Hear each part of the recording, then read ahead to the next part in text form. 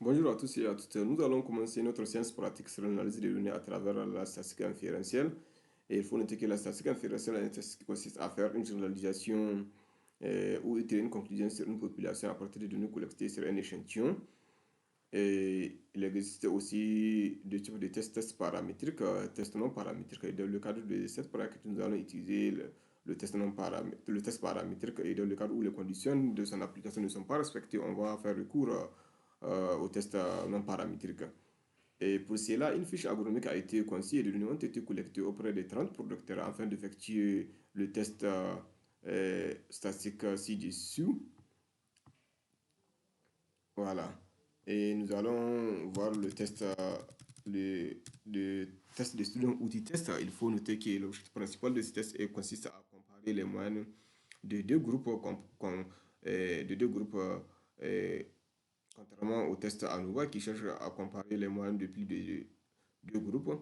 Et il existe deux types de tests de students. Nous avons test d'indépendance, nous avons test de dépendance, où apparaît, nous avons aussi le test à un seul échantillon.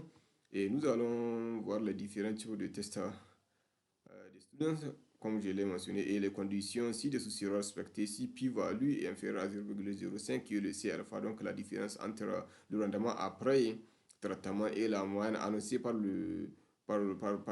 l'enquêteur ou bien par le planificateur ou par le producteur est significative. Et dans le cadre du test d'indépendance, nous allons comparer le rendement après traitement entre la région nord et la région sud. Et les mêmes conditions seront appliquées. Et nous allons aussi comparer le rendement avant et après traitement sur les mêmes producteurs. Et nous allons aussi appliquer les mêmes conditions. Et comme vous voyez, cette base de données-là, elle contient 9 variables, 8 variables du moins. Nous avons, ça c'est le numéro d'identification des bénéficiaires. Nous avons une variable type de sol, qui est une variable qualitative nominale avec 3 valeurs.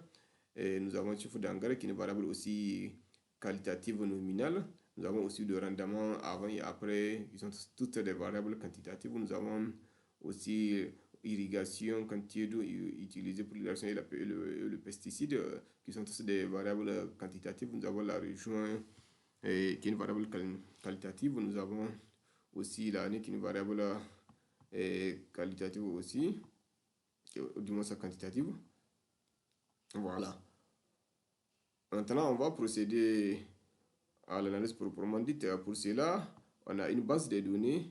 Et cette base de données-là, comme je, comme je vous ai... Voilà. Comme vous le voyez, c'est notre base de données qui sera utilisée. Et nous allons ouvrir le logiciel SPS pour importer cette base de données-là.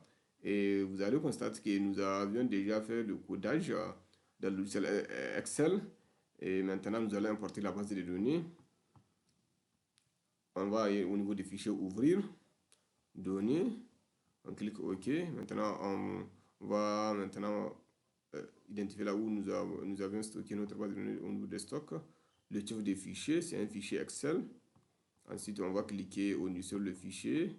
Vous allez voir que le nom du fichier va apparaître. Vous voyez, on clique ouvrir. Et ensuite, dès que le fichier, dès que cette interface-là apparaît, vous allez cliquer OK et vous revenez au niveau de vos variables. Maintenant, vous voyez, on va maintenant dire au espèce, ça c'est quoi le libellé. Voilà. On va, parce que c'est ça qui va afficher lors de l'analyse des données.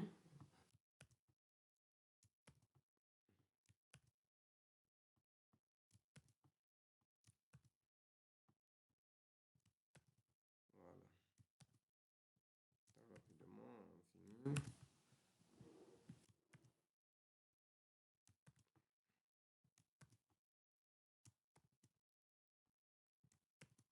Ça, c'est l'année. Voilà, maintenant on va revenir ici. On va normalement dire au espèce parce qu'il a déjà reconnu ça comme une variable qualitative alors que les deux variables sont quantitatives maintenant. On va mettre virgule ici pour qu'il puisse reconnaître ça. Voilà, on va mettre ici virgule. Et maintenant on va revenir ici pour sélectionner parce que c'est des variables quantitatives et non qualitatives. On va cliquer échelle. Échelle. Voilà, donc espèce maintenant a reconnu que c'est des variables quantitatives. Maintenant, on va faire comme déjà je l'ai mentionné, on a fait le codage, mais maintenant on doit dire aux espèces de quoi s'agit-il 1. dans le cadre de cette base de données. Voilà, maintenant on ouvre au niveau de valeur, on clique et on lui dit 1, il s'agit, la valeur 1 s'agit de l'argile, c'est le sol argileux, et automatiquement il va reconnaître ça, et on va lui dire encore 2, c'est le sol sableux, et 3, on va lui dire que 3 il s'agit du sol limoneux.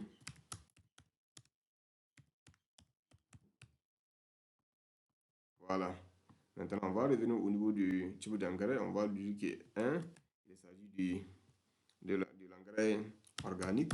Il va reconnaître ça automatiquement.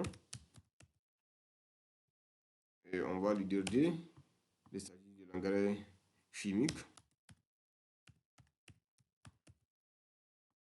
Et 3, il s'agit de l'engrais mixte. Voilà. Maintenant, on va revenir au niveau de la variable région pour lui dire que 1, c'est le nord. Voilà, la valeur 1, c'est le nord. Pour qu'il reconnaisse ça. Et la variable 2, la valeur 2, c'est le sud. Et vous allez constater dès qu'on retourne au niveau de vie des données, et vous allez constater qu'elle va reconnaître ça. Vous voyez? Et si vous voulez faire apparaître les valeurs, vous voyez, vous cliquez ici, vous voyez les 1 elles sont apparues. Maintenant, on va procéder à l'analyse proprement dite afin de finir cette séance. Voilà. Maintenant, pour commencer l'analyse de t-test, à un seul échantillon, on va revenir au niveau de cette base de données pour voir qu'est-ce qui nous a été demandé. Voilà, on nous a demandé de tester si le rendement après le traitement est supérieur à 40 tonnes. Donc, on va comparer la moyenne du rendement après traitement avec la valeur annoncée de 40 tonnes. Voilà, on va revenir ici. On clique Analyse et on va comparer les moyennes et t-test pour échantillon unique. Et maintenant, on va sélectionner rendement après traitement au niveau des valeurs à tester. On va mettre la valeur annoncée qui est de 40 tonnes. Et on clique OK. On va constater que quand on revient ici, ça c'est le résumé des rendements après traitement. On a 30 observations.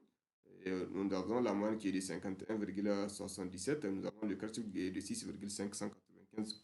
Et ce quartier-là, comme c'est le paramètre, si on peut le dire, de dispersion des données, il montre comment les données, c'est-à-dire les données obtenues sur le rendement après traitement, s'écartent autour de cette moyenne-là qui est un paramètre de disposition dans le cadre de statistique descriptive. Voilà. Quand vous revenez ici, ça c'est le test sur échantillon unique. Nous avons rendement T est égal à 9,772 et nous avons degré de l'autre est égal à 29. Notre p-value elle est significative, donc la différence entre la valeur annoncée de 40 et la moyenne de 51, elle est significative. Parce que p-value est inférieure à 0,01 et la différence est de 11, comme vous le constatez. Vous faites la différence entre 51 moins 40, vous allez trouver cette valeur. Et ça, c'est notre intervalle de confiance. Maintenant, on va procéder, si on peut le dire, au test. Deuxième test, petit test pour échantillon indépendant, où on nous demande de comparer le rendement après traitement entre région nord et sud. Voilà. On va revenir. Et déjà, maintenant, on va mettre valeur à tester et on va mettre la région. Et maintenant, on va définir définition des groupes hein, pour que SPS puisse reconnaître ça et 2.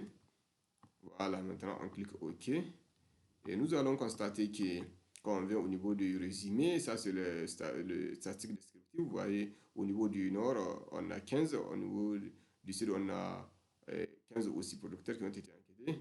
Comme vous remarquez ici, la moyenne au niveau du nord, elle est de 52, tandis qu'au niveau du sud, elle est 51.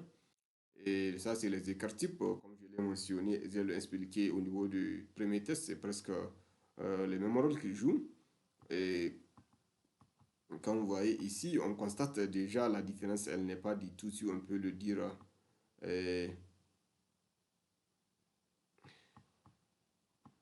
d'outils importantes, mais on ne peut pas conclure parce que c'est seulement quand on revient au niveau, parce que sur base de ces résultats-là, on ne peut pas conclure.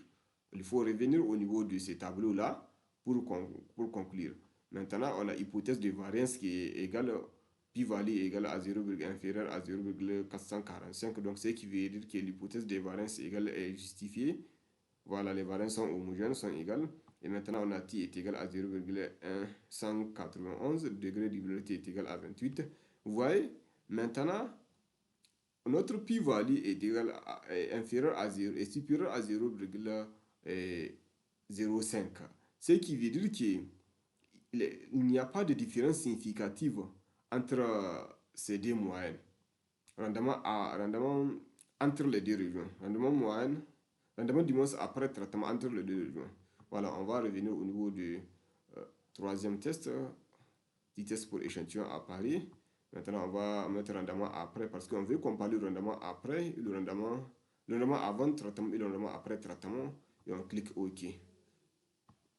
Voilà, quand vous revenez, vous allez constater que ça, c'est le résumé de la statistique descriptive, le rendement après et avant traitement et après traitement. Ici, on a la moyenne 45,83, ici 51,77, et l'observation c'est 30. Ça, c'est le quartile, ça, c'est la statistique descriptive, ça, c'est le résumé. Et quand vous revenez ici, ça, c'est pour montrer s'il existe une corrélation entre le rendement avant et le rendement après traitement. Et quand on constate, on a R est égal à 0,99, ce qui est proche de la valeur 1 et ce qui montre une forte corrélation. Et cela se justifie par cette valeur pi qui est inférieure à 0,05. Et maintenant, quand on revient pour conclure le test d'échantillon appareil ou dépendant, est-ce que les échantillons sont dépendants? On remarque qu'ici, on a la moyenne, quand la moyenne de différence est égale à moins 5,933, quand vous faites 45 moins 51, vous allez trouver cette valeur. Le quartier est de 0,365. Et ça, c'est l'erreur du standard. Ça, c'est l'intervalle de confiance. Et à travers l'intervalle de confiance, vous pouvez constater que la différence, elle est significative. Maintenant, ça, c'est t. Le test t est égal à moins 89. Ça, c'est notre degré de liberté 29. Et vous voyez, pi-value est inférieur à 0,05, ce qui montre une différence significative entre la moyenne du rendement avant et après traitement. Nous sommes à la fin de cette séance. Merci d'aimer notre vidéo, de la partager et de faire le commentaire si vous avez des suggestions ou bien si vous voulez plus d'explications. Et il faut partager ça avec vos amis pour qu'ils puissent en profiter aussi. Merci.